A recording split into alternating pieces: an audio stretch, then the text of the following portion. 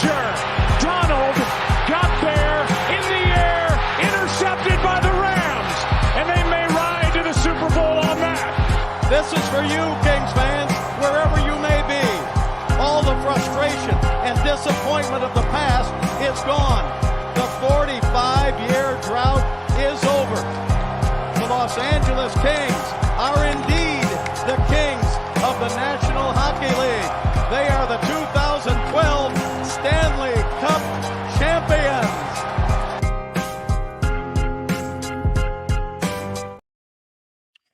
What's going on, guys? Welcome to another post-game live here on Dime Dropper. Before we get started, you know the drill. Subscribe on YouTube at Dime Dropper for all things LA sports and LA basketball.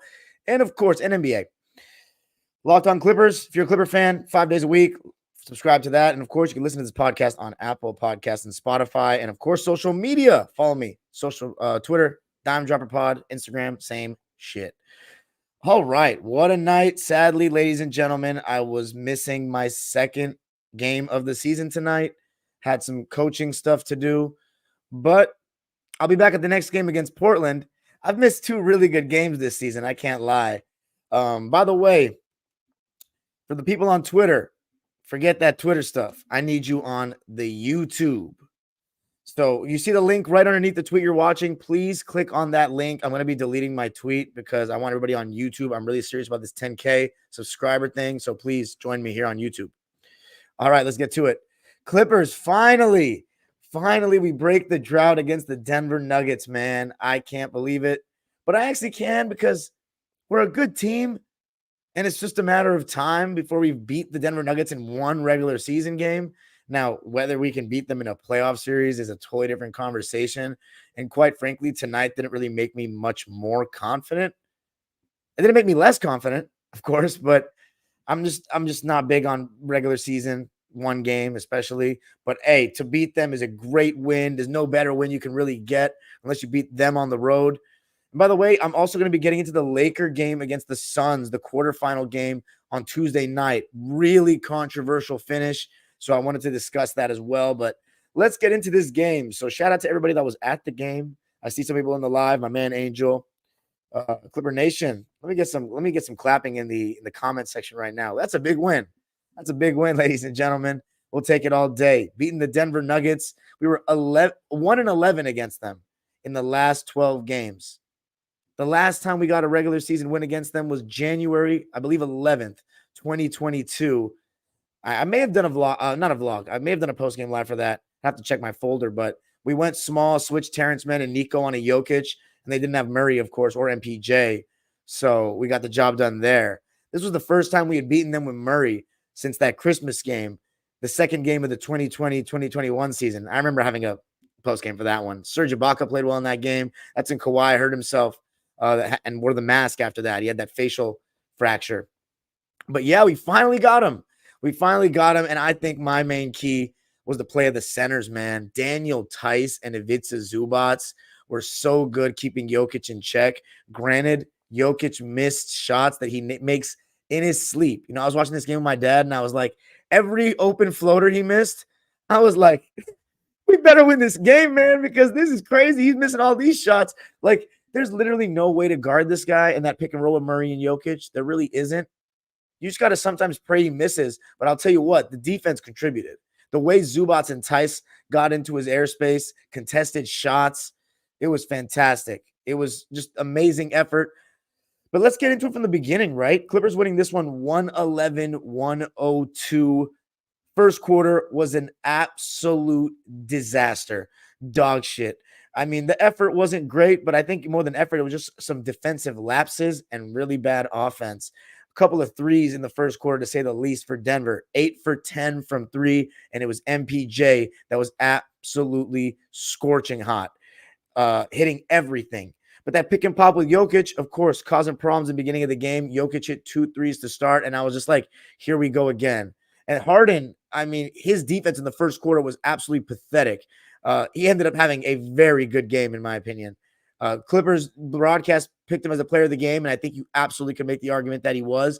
I'm going to go with someone else, though, that I thought was the player of the game, and I'll tell you that a little later. But And the defense in the first quarter from him was a joke. I mean, Aaron Gordon scored on him twice. There was one time where he didn't box out for a rebound, and MPJ, I believe, ended up getting an open three. One of MPJ or KCP. And then there was one time where Kawhi had a blown rotation. It was just, we were a little all over the place. And then offensively, just not hitting shots. James Harden wasn't really creating much. Kawhi was really Paul George wasn't really creating much. He was going to the rim, but he wasn't finishing. The only guy that was really playing decently for us, in my opinion, was Kawhi. You could argue that Russ came in and gave us some energy, though, 4 quick points in that first quarter, but it was a bad start. 36-21 in favor of the Nuggets. But I'll tell you what, the second and fourth quarter for the Clippers in this game ended up being the difference makers. And that second quarter, we absolutely crushed them. 40-21. How did it begin? You know, I was a little bit surprised that Russ came out of the game so early. And by the way, or should I say, only got really one short stint in the first, because I thought even though he had some bad threes that he shouldn't have taken, contested, you know, listen, I've already said I'm starting to get to that point where I don't want Russ to shoot any more threes. The only exception I'll make is wide open in the corner. That's it. If he's even semi-contested in the corner, bro, move the ball or try to get downhill. Like, that shot is such a bailout, and it's just not it, to put it lightly. But second quarter, by the way, actually, let me say the matchups first, the initial matchups. Harden on MPJ, PG on KCP, Kawhi on Aaron Gordon, Zoo on Jokic, Terrence on Murray. Clippers were switching 1 through 4. I was pretty surprised that we were switching Harden onto Murray like that. And you know what? They didn't actually go to it that much throughout the game, Denver. Look, if I'm other teams, I would attack Harden a lot more in the pick and roll. Not to say that he's been awful defensively for us. He's actually been decent. And he actually ended up being decent in this game, got a couple of steals.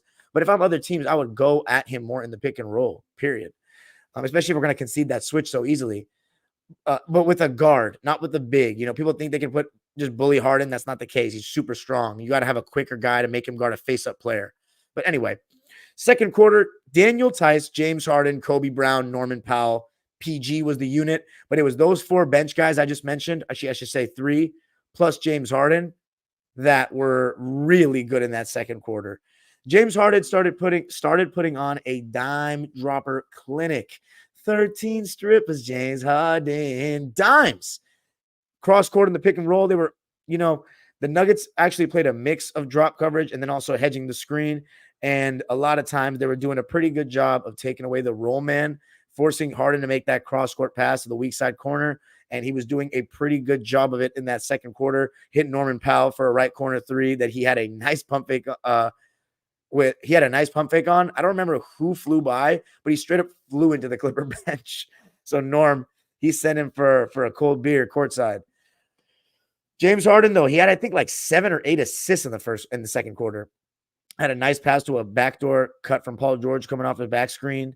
And then I'm trying to think of another dime that he had. Some really nice lob passes when defenders weren't paying attention. So overall, really, really good quarter from James there. I will say again, and this is when people ask, why don't I like James Harden? It's just a preference thing. Like, even when he's cooking, like for the example, the second quarter, he takes like over 10 seconds on everything. Like, and so many dribbles. I'm just like, bro, like, this is just not my cup of tea. But if we're winning, I'm not going to complain. But I just want you guys to understand, like, everybody has their taste, right? Like, you guys don't see what my taste is in terms of as an individual player, because there's no player I fuck with like that. Like, who do you guys even know who my favorite player of all time is? Honestly, I want to see guesses in the comment section right now. Who is my favorite player of all time? Because I don't talk about players like that. I'm a Clipper fan. Everybody knows what my favorite player is. Whoever plays for the Clippers. So James, I thought he was cooking, but how about Tice baby? Oh my God. I was freaking out, bro, on that couch. He was playing insane. When I saw him block Jokic within 2 minutes of checking into the game, I was like, okay, he means business tonight. He was contesting shots. He had active hands.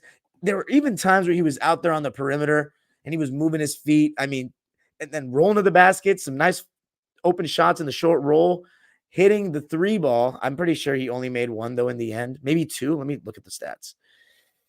Daniel Tice, 2 shots from 3. 2 for 4, though. We'll take that 50% all day. He was so active. He was getting offensive rebounds. I mean, just unreal performance by Daniel Tice, and it started right away. Kobe Brown, he's going to have some rookie mistakes. He keeps fouling jump shooters, but I thought he looked more comfortable in this game. And that was one of James Harden's assists. He looked like he was about to get into his ISO. They were loading up. He whipped the pass nicely to Kobe Brown, and he hit that open three in rhythm. And, Harden, very on target pass there, right in his shooting pocket. But Paul George also started getting going, and I felt like Paul George throughout this game was just more aggressive than Kawhi. And I wanted Kawhi to be a little more aggressive. I felt he was a little quiet. Ty's calling a lot of sets. For those people that are wondering, Ty Lue doesn't call plays and all that. I hope you guys are really watching Ty Lue, because sometimes I'm just like, chill, like let the players go for a sec. Let Harden or Kawhi or Paul call what they want, because there are times where he's just calling sets. He's calling more sets than I've seen. As I said, over the last year and a half, it feels like, maybe I'm wrong, it feels like he's been calling more sets. I don't know. That could just be me. But I'm looking around the league. Darvin Ham, Rick Carlisle, they're letting their point guards dictate a lot of possessions. Of course, they call sets on their dead balls here and there, a lot of times, really. But off a rebound, they're letting them go. But anyway, a lot of stuff basically with Harden and ball screen action, double drag, high screen with Zoo or Tice. And I thought we got pretty good stuff out of it overall. We took the lead in the second quarter. And I thought a wrinkle that Ty threw in that was actually ended up being genius in this game was against the Nuggets' second unit. He went to a 2-3 zone, and it was really working. The Nuggets just started. I thought the Nuggets themselves in the second quarter took some really bad shots, just like threes fairly quick in the shot clock, or just with little, like not making the defense work at all, not trying to drive, not doing too much, just a lot of stagnant stuff with Jokic out of the game. That's really when we started our run, was with Jokic out of the game in the second quarter and got back in it. I mean, down by 15 going into the second, and we come back and take the lead with that run with Jokic on the bench. That was big time. I want to see something, because in the second half, there was a point of the game when the Denver Nuggets went to no starters in the game at all, which that's a little bit risky, especially when Ty Lue did not have Russell Westbrook and James Harden share the floor. And you know what else he did? He always had a center in the ball game. And I really think it was one of, if not Ty Lue's best coaching performance of the season. And of course, he's going to get little credit for it, because that's how today's society works with professional sports now. We just blame coaches for everything, because we honestly don't want to admit that we don't always know what's going on and what we're seeing. So we use the coaches as an exit door, especially because we have such obsession with these grown men that are playing basketball on the court, and we don't like to blame them for anything. So that's the excuse bullshit. But we're not going to give him credit when he does a great job doing something I didn't think of. Zone against their second unit. They have nobody in the high post that's going to cook you. And they fell for shooting threes. No pick and roll game, no nothing. So they went cold after going 8 for 10, by the way. And the Clippers, I think, shot 6 of 6 or 5 for 5 from 3 in the second quarter. So it just totally flipped. 40-21 in the second. And also Norman Powell, didn't mention him. Thought he hit the ground running, knocking down open threes, getting downhill, attacking closeouts. He was good in transition, and he played well defensively for, what we expect from him, getting into guys' airspace and overall moving his feet pretty well. There was no time in this game, not once, where I said, come on, Norm, defensively. And that's a good thing. So going into the half, it was 61-57 clip show. Reggie Jackson, he had a pretty decent game again. It's funny, man. Reggie's playing really well. I'm happy for him. As a backup point guard, honestly, that's what he can be, a backup point guard. The problem was last season, he just kind of got butthurt after he got taken out of the starting lineup. Like, I don't know how else to put it.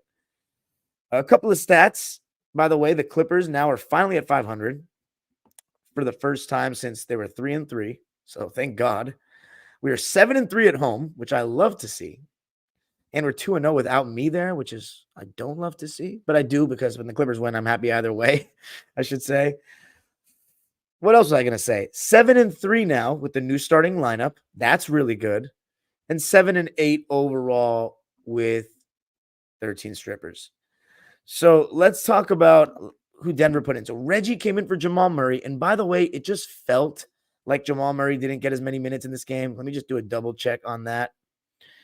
29 minutes. That's a little bit less than what you'd expect. And he actually shot well in the end. 23 points, 6 assists on 10 for 18 shooting.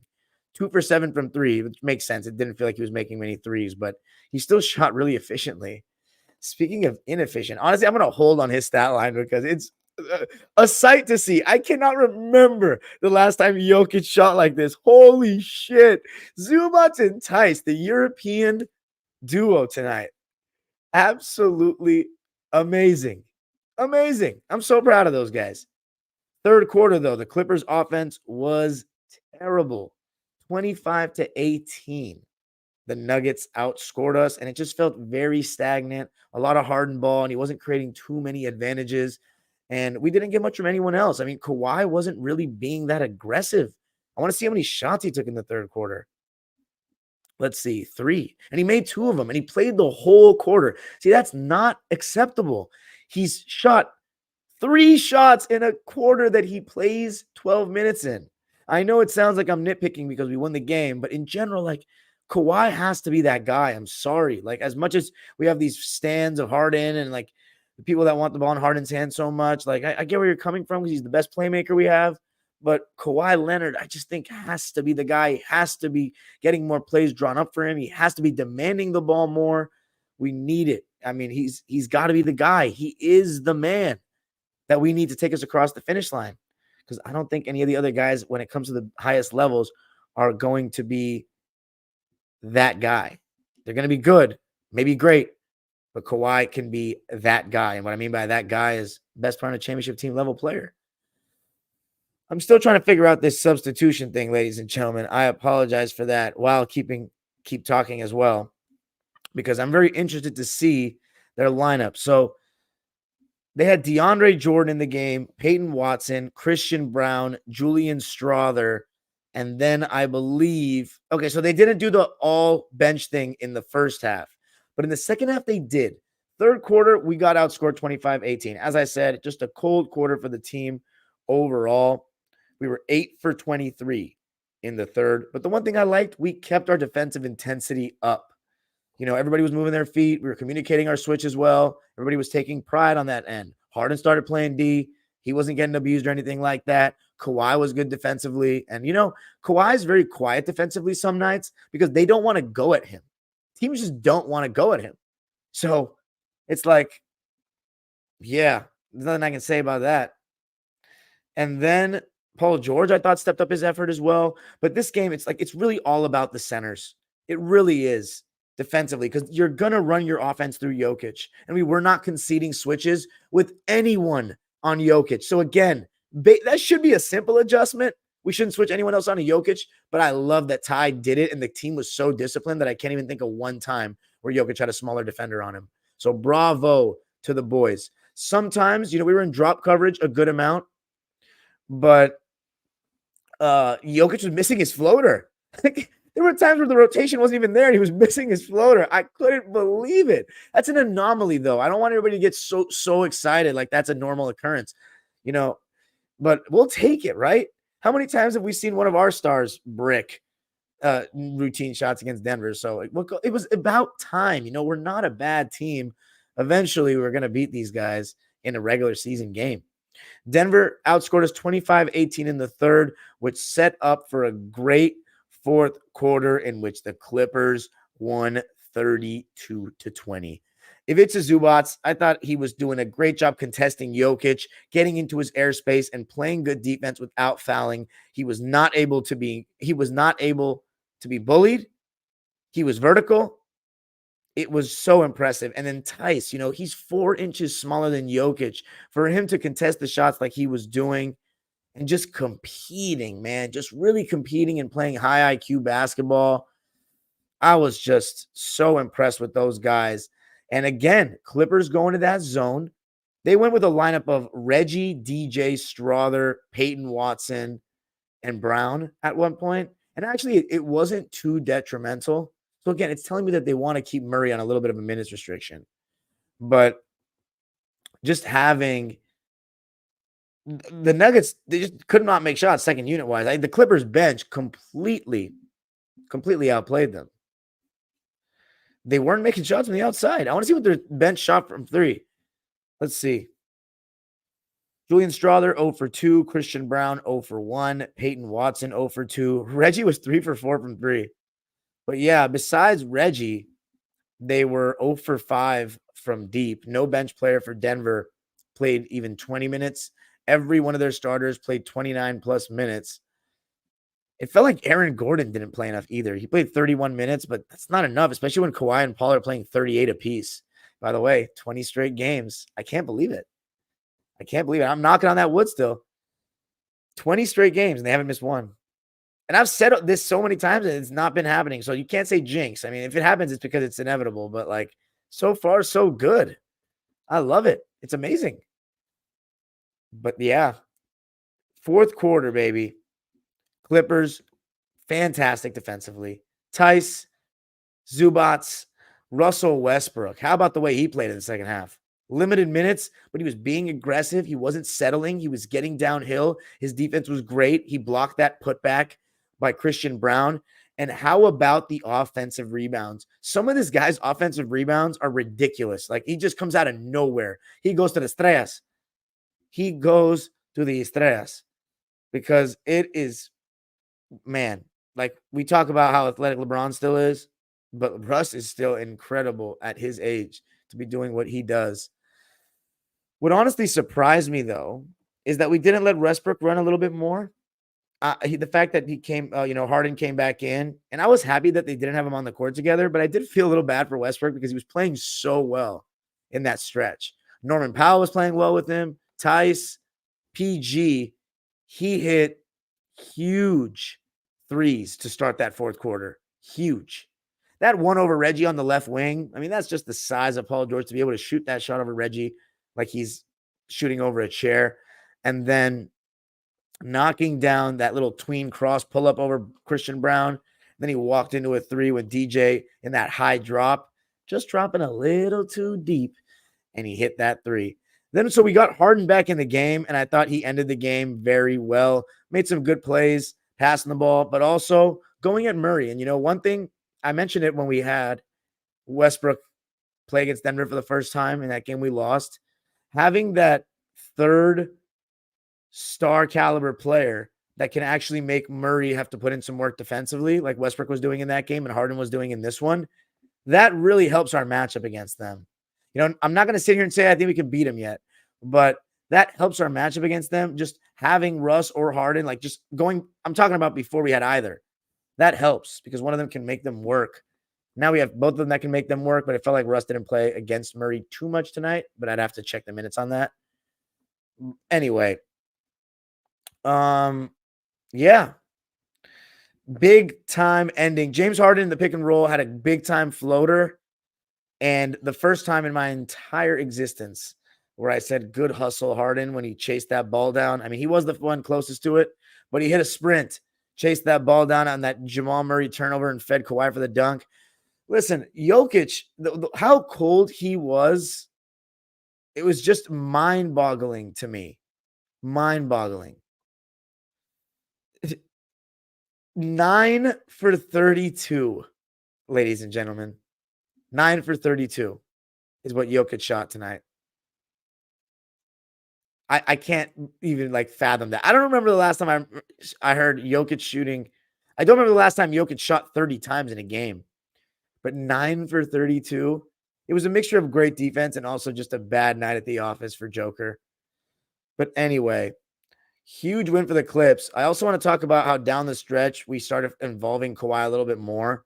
There was a long period where I was like, man, can we get our best player the ball? Can we get our best player the ball? And we went to that Harden Kawhi pick and roll, and they were switching Jamal Murray on a Kawhi, and I love that we were exposing that. I think he went 2 for 3 in that fourth against him, but we had Kawhi get things going late. And then I'm trying to think of the play that I think sealed the deal. Let's go to the play-by-play because it's kind of blanking.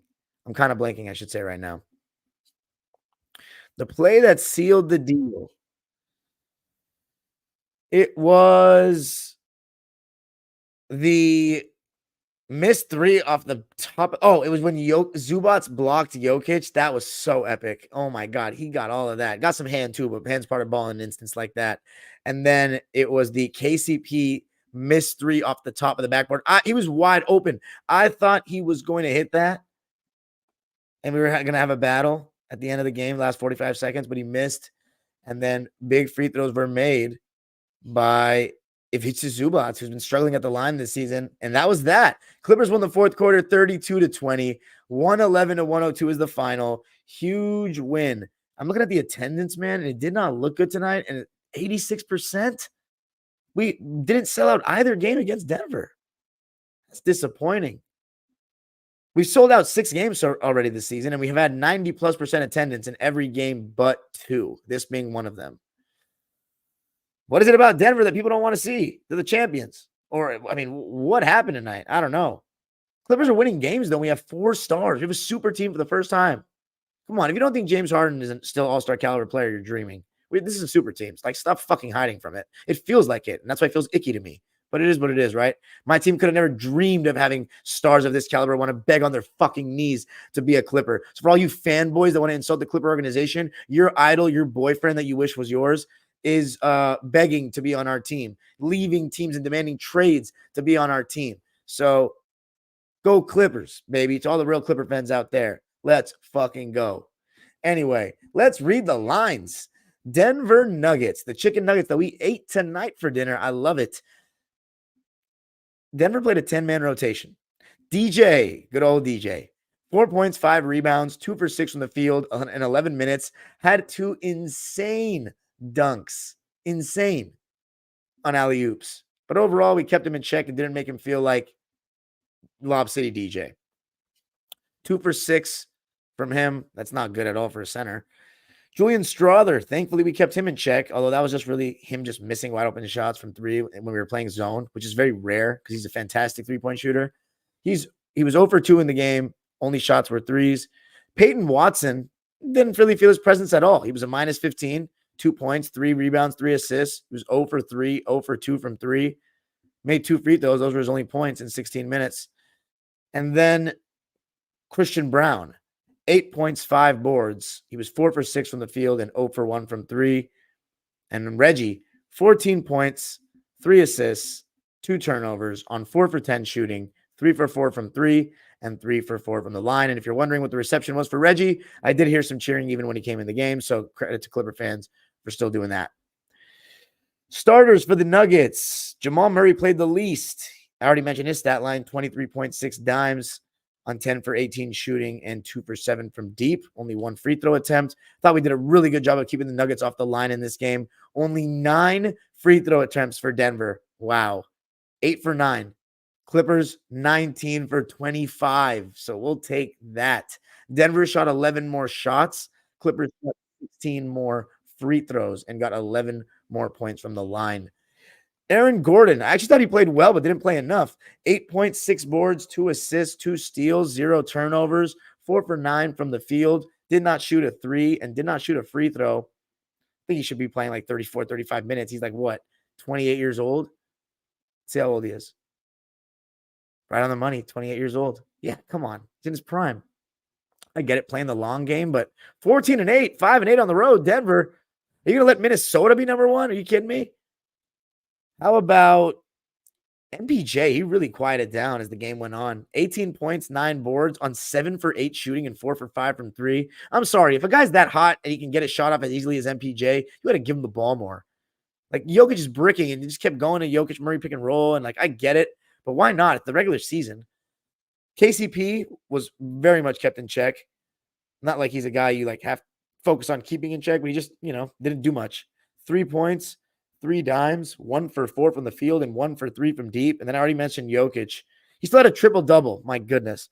22 points, 15 rebounds, 10 assists, 9 for 32 from the field, 2 for 7 from 3 in 37 minutes. I don't know if we'll ever see Jokic have that bad of a game against the Clippers again, but we'll take it. They shot 42% from the field, 39 from 3, actually, so they ended up still shooting well from deep. Clippers went 9 deep. Russell Westbrook played the least. Oh, my God. 16 minutes. And boy, I think he was effective in those minutes. But like, as far as the body language with Russ, I think I wasn't at the game, so I couldn't tell like as clearly, but he seemed like he was in pretty good spirits, not ecstatic, not sad. So if he can continue to buy into this role, it's fantastic. I mean, having Russell Westbrook as a sixth man, he may not end up being the sixth man though in terms of like minutes wise. It doesn't look like he's going to be getting more minutes than Norman Powell going forward. So it's more like he's a seventh man, which is like, ugh, it doesn't matter. I mean, if he can buy into it, having Westbrook as a seventh man is a complete luxury for us. It's just a matter of how long. He might not think it's that fun playing at this, playing this many minutes. I mean, who knows? But 9 points, 8 rebounds, 2 blocks, and just 1 turnover. I'll take that all day. He was 4 for 6 from 2. Just the 2 threes. I could do without those. 4 for 8 overall. You'll still take that efficiency. 1 for 2 from the line in just 16 minutes. Almost a double-double. 4 offensive rebounds. Kobe Brown, he was a plus 17. The highest. Actually, no, he was not the highest of any Clipper, but up there. See, our bench was just all in the plus category massively, which tells me that the Nuggets definitely without Bruce Brown, they lost something. But I don't know if it's championship significantly lost something. Like they're not going to win anymore because of that. I don't know about that. Kobe Brown, he made 1 3. He was 1 for 4 from the field, 1 for 3 overall, 3 points, 4 rebounds. I thought he was better. Made an extra pass when he got that assist. I think it was to Paul George. And there was one closeout he had in the first half that was just like actually made me get out of my seat. I know it's super like weird. No one gets out of their seats for a good closeout, but it was so great. Prevented the jump shot and didn't get blown by.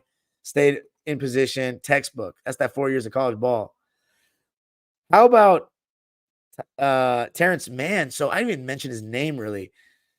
He's quiet. He's not going to get as many minutes when he's not hitting his open shots. And today he only shot 2 shots. They were not threes. His shot he made was a really tough one too, going to his right, like a fall away, like one-legged shot. It was 1 for 2 from the field, 2 points for him. He was quiet. Don't think he was bad. I think his defense in the second half was really good when he was in. But yeah, I mean, it's always a plus to have him out there in terms of who he can guard, but his plus minus is bad. Jesus, minus 16. That was a team worst. But again, plus minus single game is for fools if you want to really buy into that all the way. My eyes say he wasn't great, but he wasn't bad. 1 for 2 from the field for T in 20 minutes. How about Daniel Theis? He was my player of the game. So if you're wondering who was my player of the game, Daniel Theis. I thought he was exceptional. He played 21 minutes, but he had 8 points, 11 rebounds, 3 blocks. And he was just playing with so much energy, spreading the floor a little bit, which was opening up some more space for guys. 3 for 8 from the field, 2 for 4 from 3. So good. 5 offensive rebounds.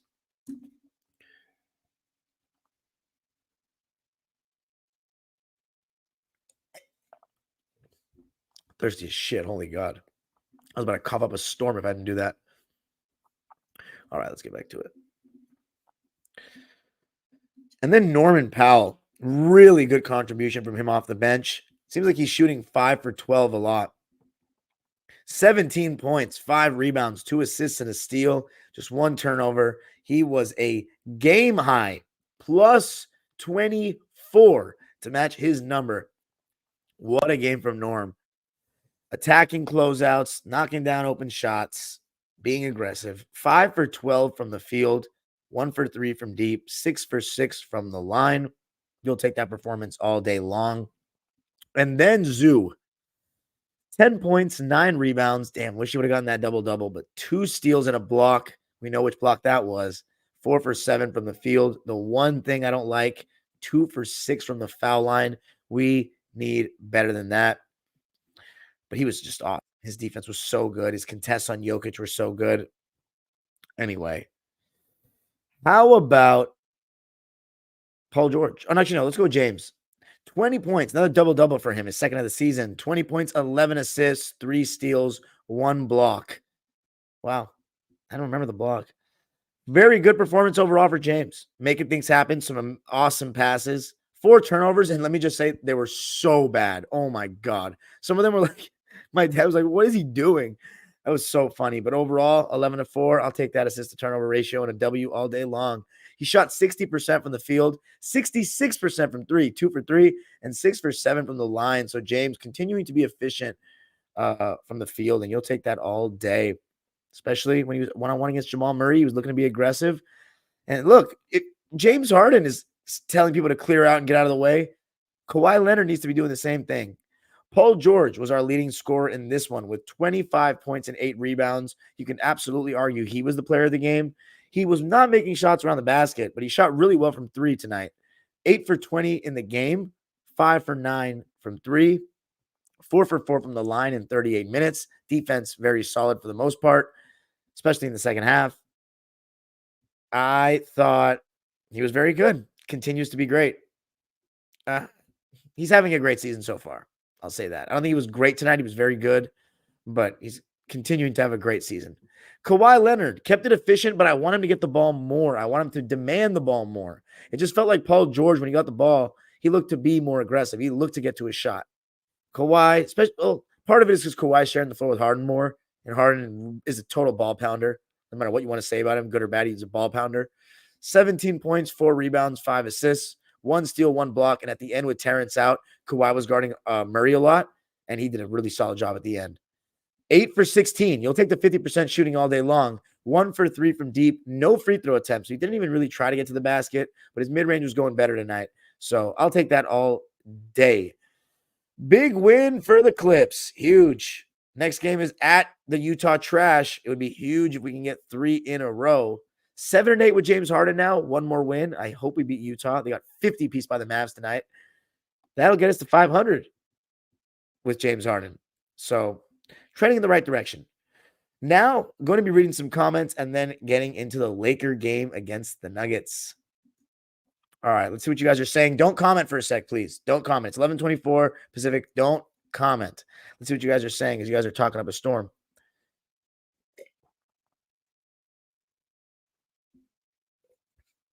What's up, Brendan? He says, Clipper Nation, we used to pray for times like this. All jokes aside, though, why do you think Kawhi's getting such a shitty whistle? How many times do you think he should have gone to the line tonight? I didn't notice that. That was a great win. Great team win. Thank you, Raid. What's up, Shaft? He says, hey, ho, one of Ty's best efforts in what seems like years. Yeah. Yo, this is the game we needed. Let's go. Shout out Alexander. Golden Knight. Yeah, doubt it. Bryant Chucky says, the big four all did well tonight. They did. Miles Johnson said, solid game. Still would like us to play with some more pace, but can't complain. One small negative, Kawhi didn't look great today. Struggled to score on Murray with a spread floor. You think he really struggled to score on Murray? He just missed a couple of shots. I wonder when you look to give him and PG particularly a rest. Fuck that. Are you kidding me? You play 82 games on the contract. Or I'm sorry, you're paid to play 82 games on that contract. Keep on playing.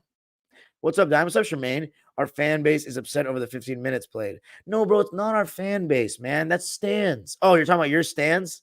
Yeah, I feel you. Clips 4-0 and I'm not watching. Maybe I'm the problem. Oh, man. Sorry, Carrot, man. Jesse W says, now if we can beat New Orleans, that would prove that the Clips are serious contenders for the chip. No individual regular season wins are proving that we're serious contenders for the chip. What's going to prove that we're serious contenders for the chip is by getting a good record and a good seed by continuing to build good habits and building a streak of some sort. Angel, my boy Angel. That's really the way how you say it. Let's fuck that Americanization, Angel. I'm sorry.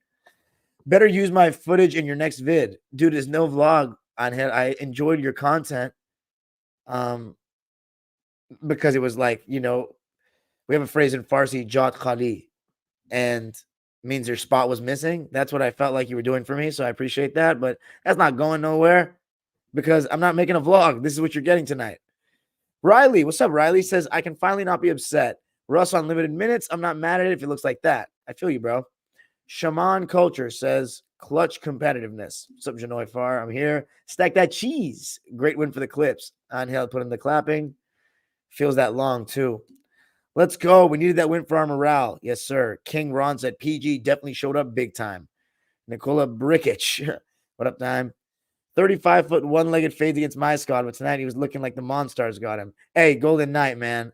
I don't think you can complain. I mean, you guys got swept, but we have 1-11 against the Nuggets before tonight. So, he does it on us, too.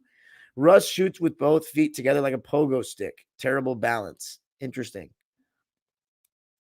You don't shoot with both feet together? Together? What you mean?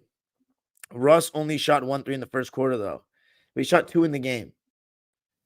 Harden praise. I got to if he's doing well, though, man. Good win, bro. Thank you, Empire Jeff. Laker fan here, but your show's dope. Hey, thanks, bro. Thank God Harden's on the Lakers. I feel you, bro. Paul Pierce is my favorite player of all time? Hell no. I like Paul Pierce, though. He grew on me a lot. Bo Outlaw, get out of here. Darius, these guys weren't even, I wasn't even a fan of the team when these guys were on the team. Sadly, I was too young. Lloyd Vaught, no. Larry Bird, he's up there. He's definitely up there. Elton Brand, no. The shit Russ does are winning plays. Thank you, sister. Magic, it might. To watch play, it's definitely Magic. So he's up there. He might be the one. I'd have to tell you. I don't know who it is right now, but Magic, he might have the spot right now until a Clipper can claim it. Blake Griffin, I might have to go with Blake Griffin over Magic just because he's a Clipper and he's on my team. Playing style-wise, though, Magic was a good win, but I can't see us winning high-scoring games. Our pace and energy to start the game is nothing. I feel you, but that's a little harsh, isn't it? Lakers or Pelicans tomorrow night? I'm going with the Lakers. Elton Brand. No. Yes, Russ does a lot of winning plays, but I think it's trying to be overlooked. It definitely is. Paper Rain says, what's up, fam? Great win, great motion. Yes, exactly. Iona T, you got butthurt today? He says, what up, Dime? The Joker was worked by the defense. Powell shoots every time he gets the ball. Damn right. It doesn't feel annoying, though, because he works quickly, though. That's why it's not that annoying. Harden ain't the best playmaker? Then who is? Don't say Russ, bro. What's up, Jason? He says, Dime, you got to hit another Tice. He has been amazing, yes, sir. No, he's not, but he's very good at getting big guys. Who? Facts, Charmaine. Oh, he's not the best playmaker? Who do you think is then? Harden is definitely a better playmaker than Westbrook. Bro, it's crazy how Harden came and has the ball 24/7. This ain't going to work in the playoffs. Kawhi has to be our first option. I agree with that. I think there's a better balance to be found. Chad McClanahan says Russ had 8 boards in like 12 minutes at one point, which is insane. Yeah, it is.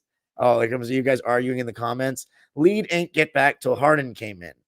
Okay, but Daquan, I don't know if you're a Harden fan or not, but you have to also account for Jokic was out. If that's the main reason we made the run, we got to look at things both ways for a sec. Westbrook energy beginning of the fourth was a reason for the momentum. See, this is what you guys do. You try to, that's why I say you guys, I don't even know if you guys enjoy basketball sometimes. Like, I love you guys, but I don't know if you really enjoy basketball sometimes. Well, no duh. Russ only plays 50 minutes with the bench. You expect the bench to always start the runs? Westbrook is the NOS button, and Harden helps presses the score. Okay. This guy blocks every pro Harden. You're damn right I do. I can't stand Harden's game, and I can't stand Stan. So, of course, I'm going to fucking block you if you dedicate an account to him. I don't want to hear what you have to say. I don't know any Harden stands in real life. So why would I listen to you talk on Twitter? I don't give a fuck about what you say. I don't like Stans, period. If it's a player I like, though, I can tolerate them because we clearly see eye to eye. Harden's on my team. Sorry. If you really want to see my content that bad, so if not, who cares? Live your life with your Harden fanboys like friends. Put him with the starters, and we don't always start slow and bad. It's just not the game to argue about this, fellas. I'm sorry. Miami soon? You saying you're going there? We're playing them soon. Fuck you feeling bad. Forget your ass on the bench. Time for Harden to cook. Okay, see, you sound like a Harden stan. Like, I just don't like these things. I don't like it. At the end of the day, Jokic is that dude, but I think the reason he missed so many floaters is because when he saw Zoo on him, he had his hand up, bodied up, forced him to shoot this floater over the top. I think both things can be true. I think he missed some easy ones, and Zoo did what you said. Yes, make sure you like and subscribe, guys. Yes, we're trying to get to 10K. Jokic doesn't jump for his shots. Harden get here. Y'all finally beat them. Westbrook fans are the worst. No, they're not. They rather their idol put up stats than actually. That's all stands, though. What? That's all stands. Like, don't tell me that you guys are better than one, and one stand mates is this and that. You guys are fucking delusional fanboys, man. Hope you grow out of it someday. Jermaine, I agree. 22 missed field goals to 9 made is crazy. Yeah, it is. What's up, Uzair Khan? The forced missed shots messed up his rhythm, Jokic. Yeah, he did force it a little bit. Wei Bin Lim says, good clips. Go Clips. Clippers has to get team man confidence up. That's right. We really have a strong playoff run out defense is going. We really have a strong playoff run out defense is going to be tiresome against everyone. We'll see. Y'all ain't beat them in years. That's why. I think you're being a little too simplistic here, Daquan. Jamal Murray's coming out an injury. Jokic had a bad game. I mean, Harden definitely contributed, but this is the only reason. There's a lot of games we lost them in that stretch that we didn't have both Harden and Paul George. I mean, sorry, Kawhi and Paul George. That Westbrook block on the law was really nice. Yeah, it was. He hyped the game with his presence. I love Westbrook, especially helping this team get in hard to beat mode. I think MPJ is underused in Denver. And you can make an argument for that for sure. Jokic looked like he didn't care. I don't think so. Nobody that's shooting 32 shots, I don't think doesn't care. Denver left out Jokic way too long when the Clippers made that comeback. I feel you. I don't think so. You got to give him some rest. How many minutes did he get? 37? Like, what do you want to get? 40? Like, it's one regular season game. Oh, you're at the game? Good job, man. I hope you enjoyed it. The bench is now a problem with fast-paced facilitator in the lineup. Okay. Dime, do you think we'll ever get Russ, Harden, or Kawhi on Podcast P? Harden, I think, is the best bet. It would be awesome to, I mean, Kawhi, no. Maybe Russ. He doesn't do pods, though. Ty started that comeback. Yeah. Oh, I noticed on Locked On, you said you didn't notice any PG fans. I'm definitely no Stan, but PG is definitely my favorite player. It's not the same. It's not the same. PG is one of my favorite players, too, of all time now. PG Stan or PG fan, Janoy? It's a difference. When is Mason supposed to come back? I don't know. We don't really even need him at this point. Your Clippers need to finally beat my Lakers. We're up 1-0 currently this season. That's funny.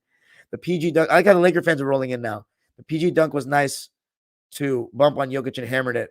I'm just hopping in. I had to record my own video. There you go. Shout out to Showtime Nick. Subscribe to his channel. Kawhi and Harden were great. Need to shoot it more, though. If Harden can shoot more without dribbling more, I would agree with you. PG has been great, but a little inefficient from the field overall these past few games. I'm glad we got the big dub. I'm so happy about this. LOL. Ty's player of the game? Yes. Oh, it's the Harden Dick Rider, of course. Chris Kaman, bro. Yeah. No, I love Chris, though. Jamal Crawford's up there. For sure. He's up there. Paul George made them back-to-back threes. No, I did not like Steve Nash. I hated the Suns. So, no, I didn't fuck with Nash. But I really respect Nash. He was such a good player. I like he would kill in this era, Steve Nash. This is his era. It's made for him. I like what I saw from Russ. Russ was great. I didn't even get to watch the game yet. Just got the news we won from your pod. You're the GOAT. Hey, thanks, bro.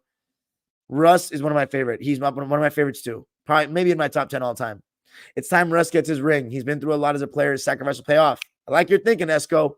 I want to see Russ get his first year with the Clippers. Dude, that'd be so poetic. Even though he's not homegrown. Well, he's one of our own in terms of the city, but he's not like a homegrown player for the Clippers.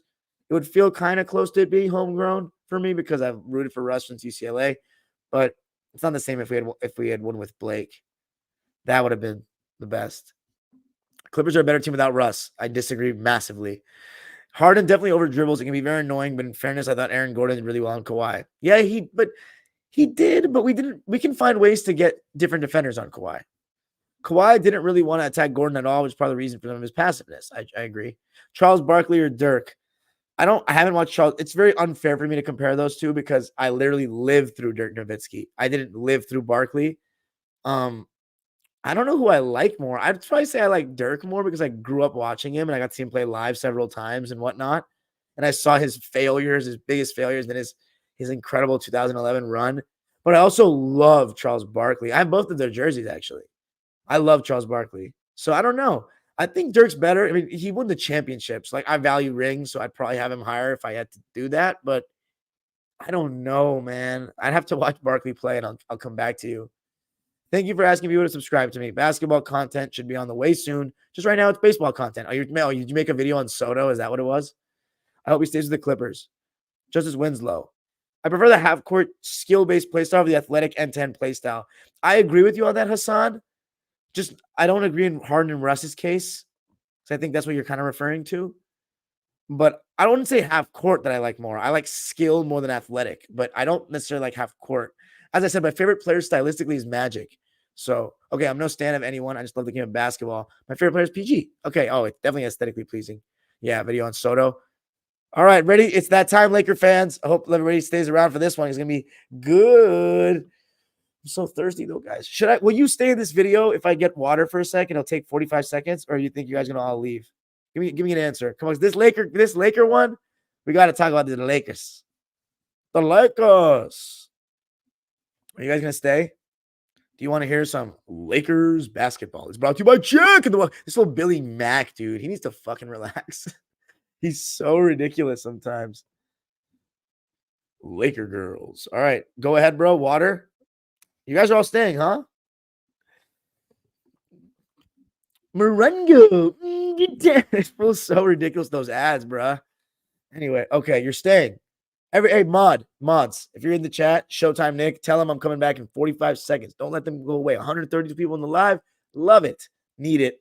Thank you. Oh, Showtime Nick, he's already ahead of it.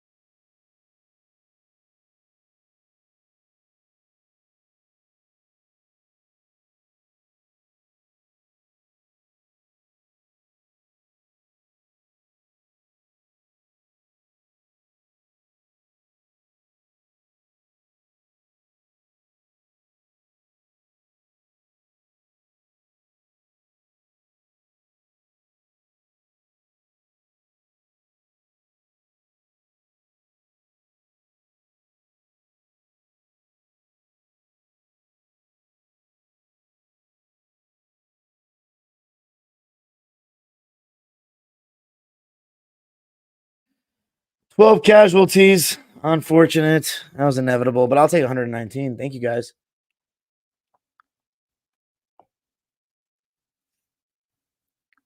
All right. You Laker fans at the refs last night. We're going to get into it. Let's do it.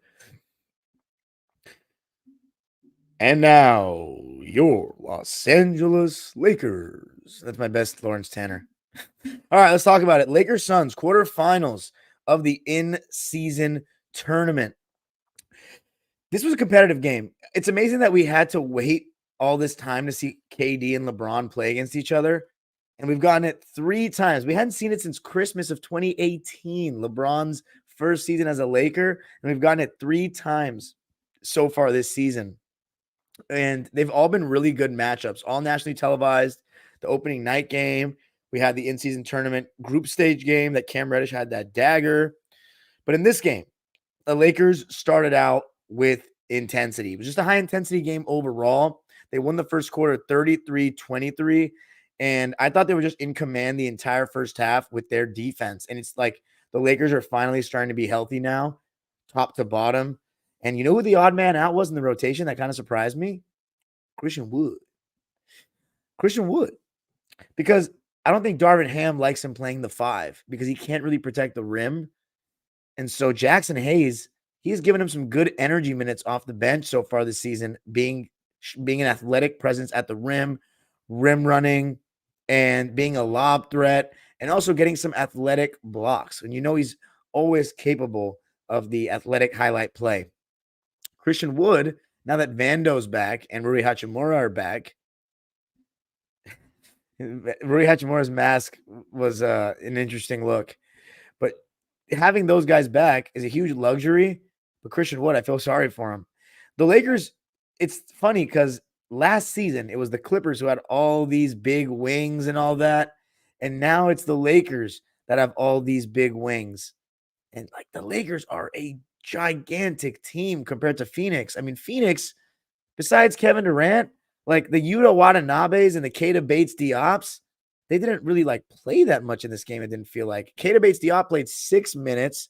Yuta Watanabe didn't even get off the bench.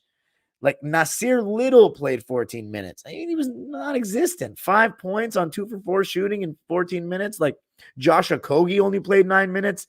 They have too many guys that can either guard and not hit shots or that can't really guard. And Yusuf Nurkic and Drew Eubanks, like, they're not cutting it. Eubanks had 6 points in the game, but he was a minus 16. Yusuf Nurkic, he had some good passes, but at the end of games, he's really going to be a problem, in my opinion, later down the line in the playoffs, closing games. You honestly can't even close with him because they attack him in the pick and roll, and he's bad in drop coverage. He's not good enough on his feet to stick on the perimeter in any sort of way. He's just a kind of a liability on the defensive end late in games.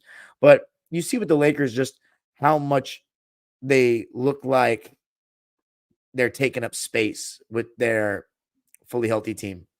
Vando at the point of attack or even in help with Rui out there. At one point, they had a lineup of like Reeves, LeBron, Rui, Vando, and AD. And it was just like, Jesus, man, like a lot of switchable personnel and a lot of big bodies. And like the whole identity of this Laker team was supposed to be defensively. And so far this season, they haven't been too impressive. But it's like, that's what it's all about. If they can have better point of attack defense and AD doesn't have to play cleanup all the time, then it's going to be a huge luxury. Because like that's what you're seeing with Minnesota right now is that Gobert, he's obviously the rim protector that we all know he is, but he's surrounded by good point of attack guys and Ant-Man, Jaden McDaniels, Conley's not terrible, Kyle Anderson, these guys. So the Lakers trying to go for a similar kind of thing. And I thought LeBron was really alert defensively and help on his rotations. And I think he's had a better start defensively this year than last. I think it's partially because he's got more offense with him that he can trust. And AD was just, again, a monster on both ends of the floor. The way he can guard two guys at once, when he comes up to hedge screens, he's got active hands, high and low, blocking pocket pass and blocking the over the top. He's just such a great defender. For me, the best defender in basketball, I know people will argue Bam and Gobert. Some will argue Jaren Jackson, but I don't really think so anymore.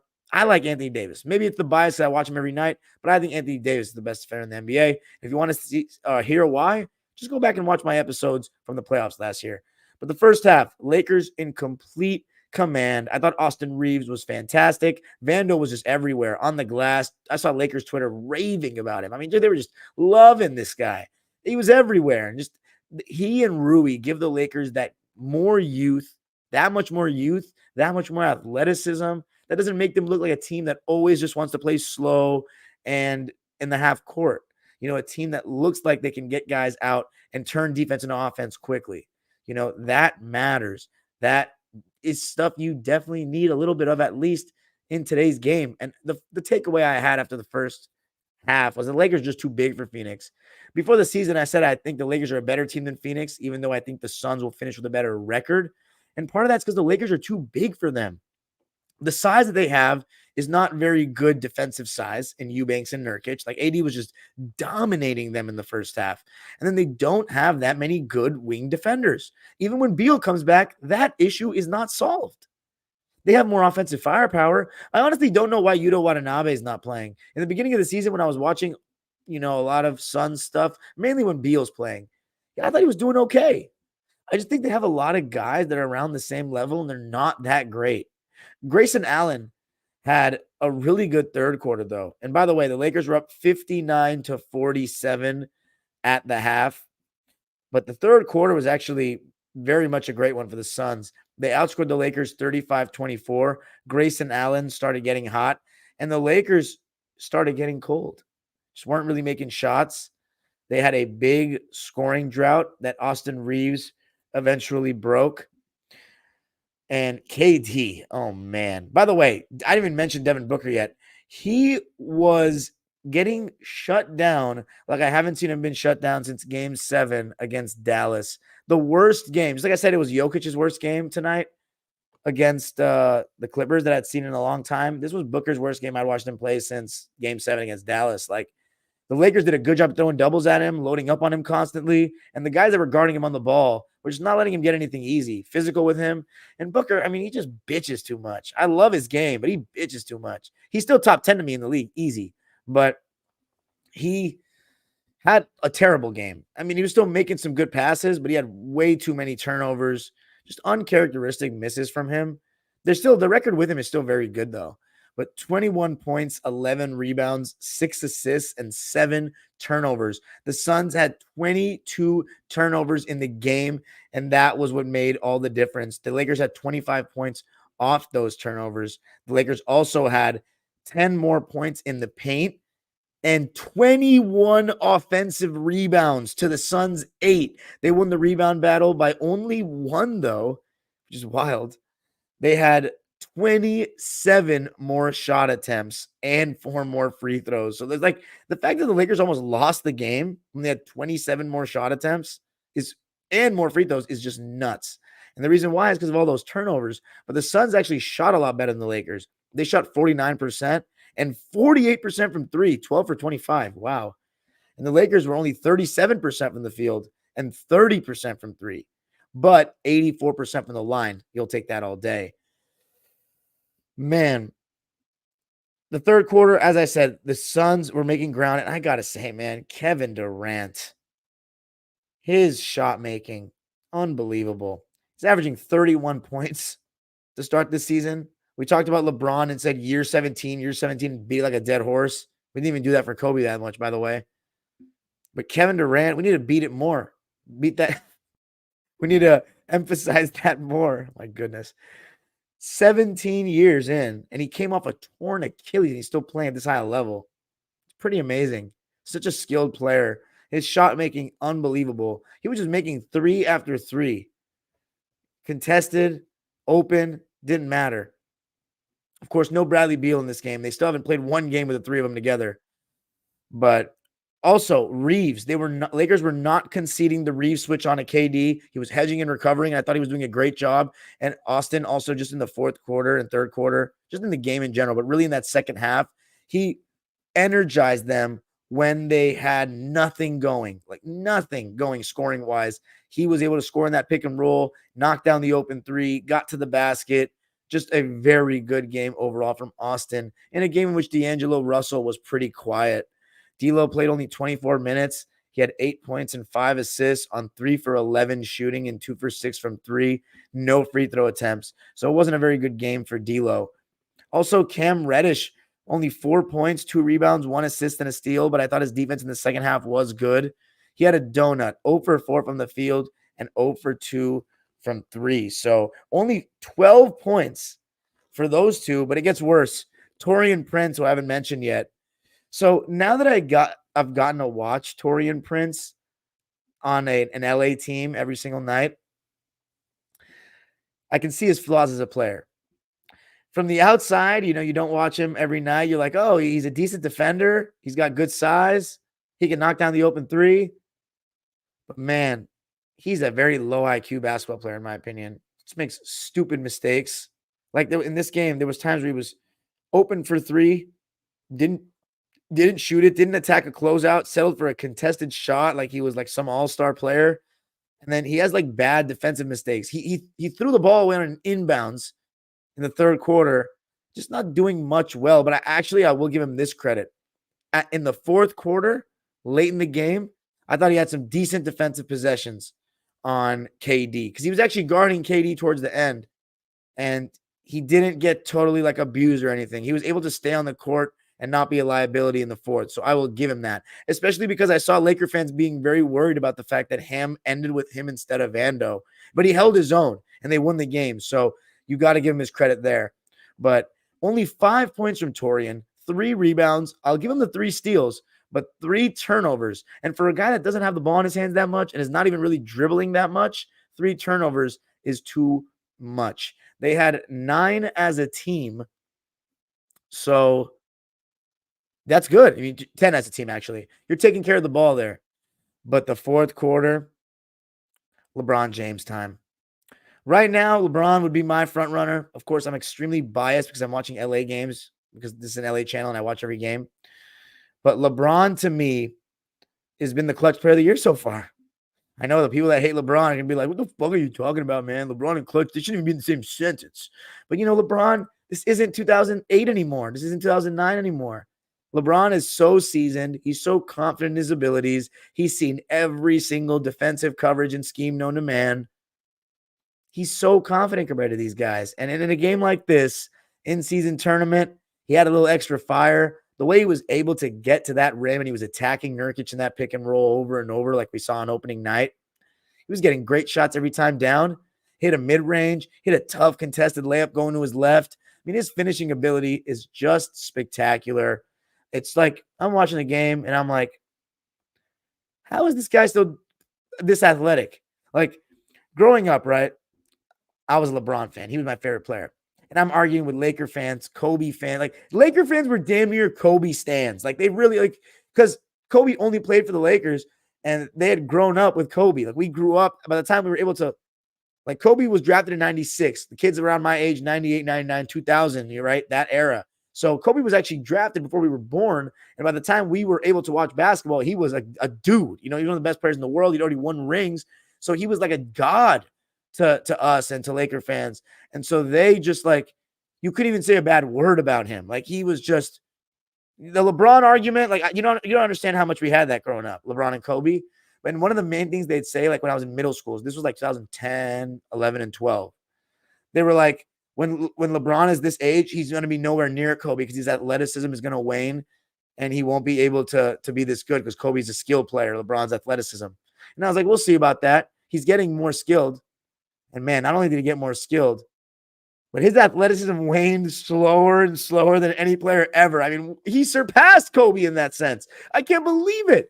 There's no narrative he crushed like that one. Because I guarantee you those kids at my school were not the only ones that said that. They were saying that when LeBron got older, his athleticism wasn't going to stay, like, wasn't going to allow, his lack of athleticism would not allow him to be an insane player at that age. But, like, the dude is moving better than 20-year-olds. It's wild. He was going off in that fourth. He was hitting jumpers. He was getting to the rim, making good passes. LeBron Palmer playing better this season than last. He is, because he's having more games where he's playing better defense. Because he didn't trust that team with Russ. He gave up on him. He gave up. LeBron mails it in when things aren't going his way these days, like the last 10 years. Like, let's be real. Post Miami, just, you know, when he doesn't believe in something, his body language is shit. He doesn't play defense all the time. It's part of the reason why I don't fuck with him like that anymore. But when he's got the squad he believes in, oh boy, LeBron, killing. AD, by the way, not good enough in that fourth quarter for me, offensively, in that second half in general. Just a lack of aggression. You need better. And because of that, after this performance last night, I think LeBron's been the best player so far for the Lakers this season. Because he's just getting more, like, based on what they can do, I think LeBron is playing closer to what he can do, what he's expected to do. I think AD, as amazing as he's been defensively and as great as he's been, and you know, it's crazy. I feel like I'm insulting him. He had 27 and 15. He's averaging 23 and 12.6 rebounds right now. Second in the league in rebounds. That's great. So 13 rebounds, but I would like to see Anthony Davis average 25 points at least. 25 points at least. But anyway, big win for the Lakers. Oh, I haven't even gotten into the fun stuff. So, that ending. Kevin Durant wasn't going away easily. LeBron was making big play after big play. But Austin Reeves made a cold-blooded right wing three. And by the way, I was surprised the Suns were conceding the Grayson Allen switch against LeBron. And LeBron was having fun with it. But Reeves hit that huge shot, just huge. And I thought the game was over. But oh boy, was it not. I forget who scored. It may have been KD with a three or Devin Booker going to the rim. I think it was Devin Booker going to. Whoa. Uh-oh, Laker fans.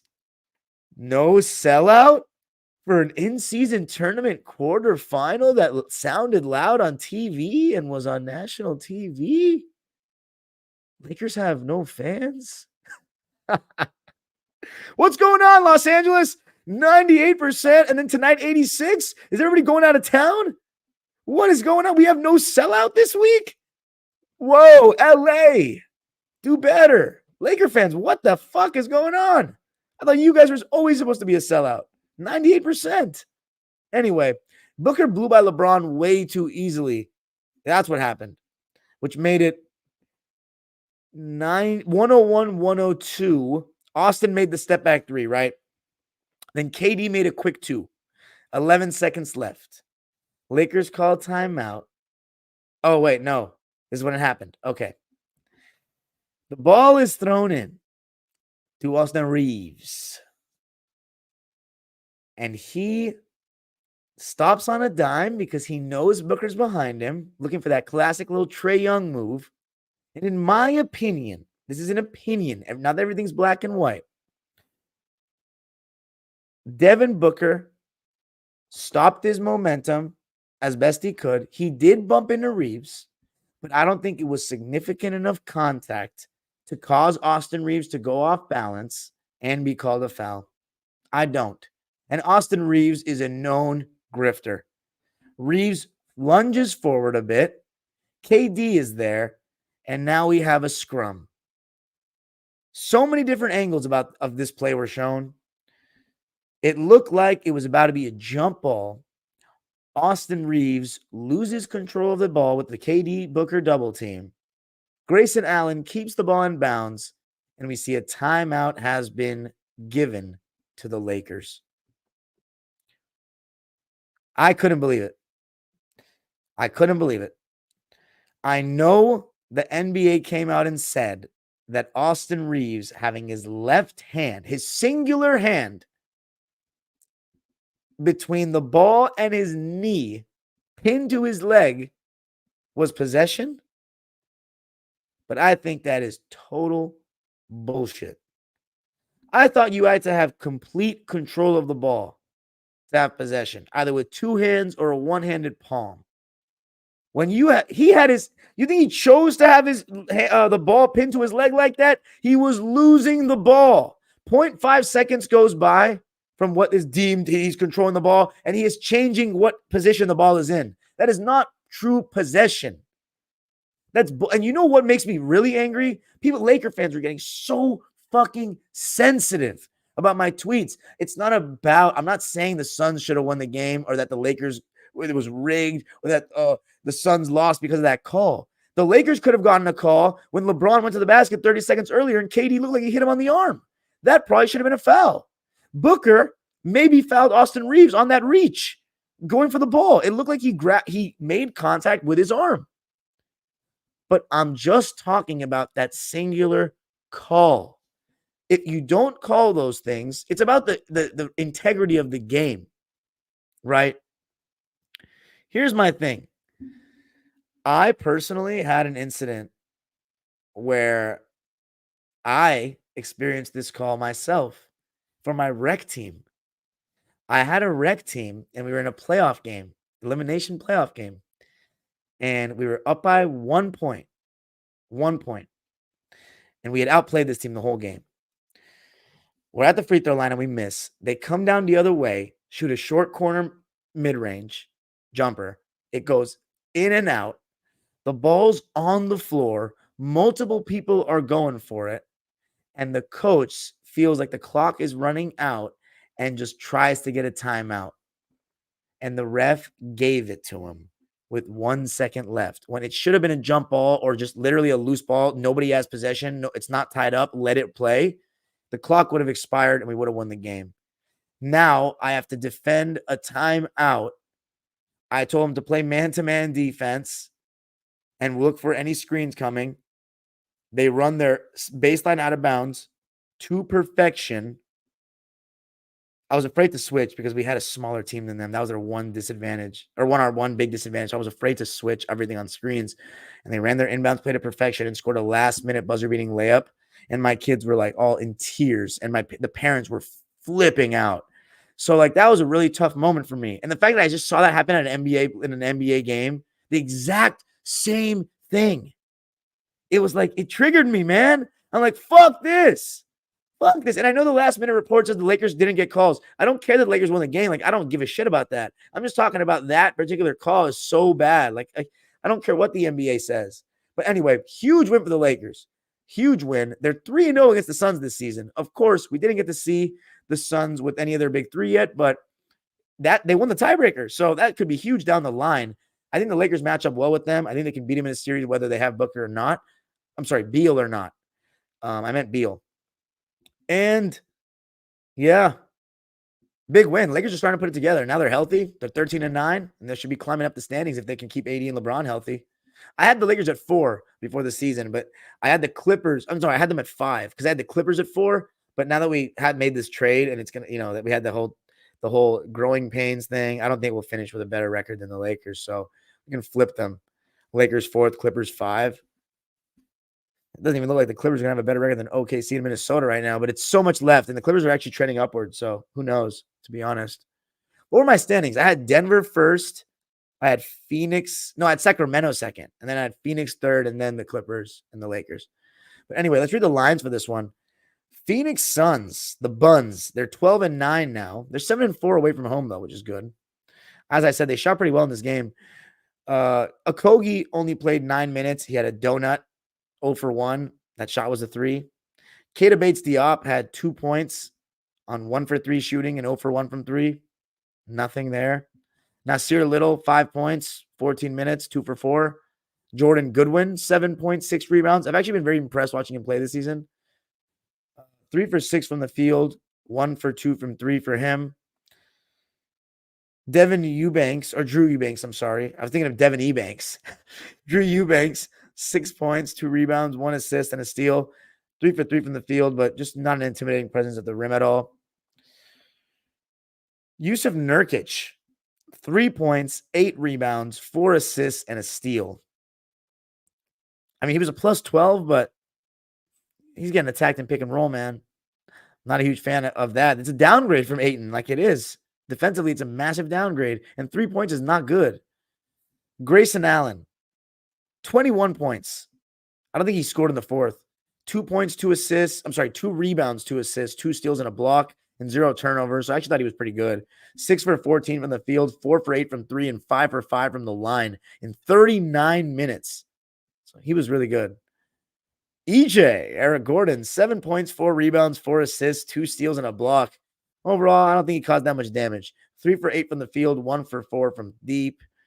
And then the dynamic duo, Devin Booker, 21 points, 11 rebounds, 6 assists, and 7 turnovers, as I already said. 6 for 16 from the field. He only shot 1 3, and he made it. 8 for 8 from the line. It felt like he played such a worse game than the stats suggest, but 7 turnovers is not good enough. Kevin Durant, wow.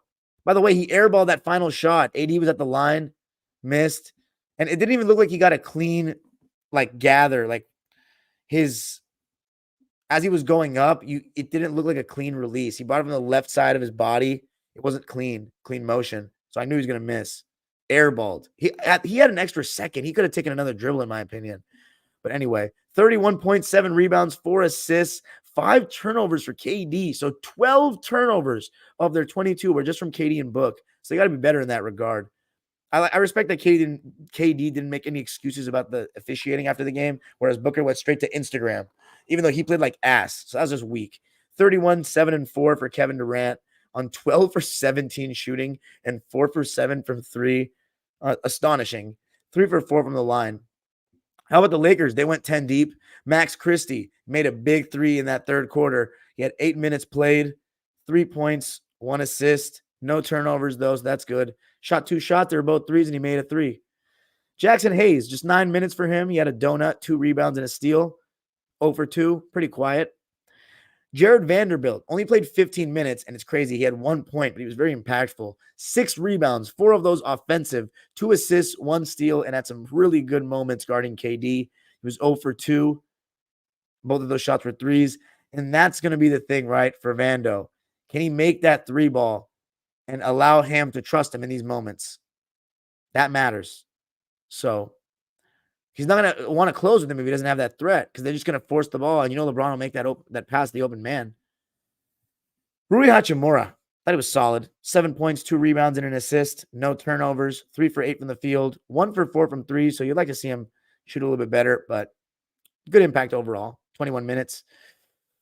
Torian Prince already said his stat line, so let's go to the big 4. Or I already said D'Lo as well. How about Austin Reeves? 20 points, 6 rebounds, 2 dimes, 3 turnovers, though, but he was a plus 17, which was the highest for any player in the entire game. He was awesome and clutch. 7 for 16 from the field, 3 for 8 from deep, 3 for 3 from the line. Very good performance by AR-15. And then the dynamic duo, AD, 27 and 15, 6 offensive rebounds, 2 blocks, 10 for 26 from the field. So you love to see that he shot 26 times. Even though he wasn't super efficient. You like that.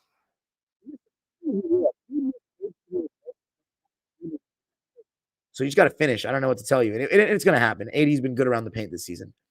And then LeBron, player of the game for me, 31 points, 8 rebounds, 11 assists, some great passes, 5 steals, very active in the passing lanes, just 2 turnovers, 12 for 25 from the field, 2 for 4 from 3, continues to shoot super well from 3, and 5 for 6 on the line, including 2 big ones in the fourth, in 40 minutes.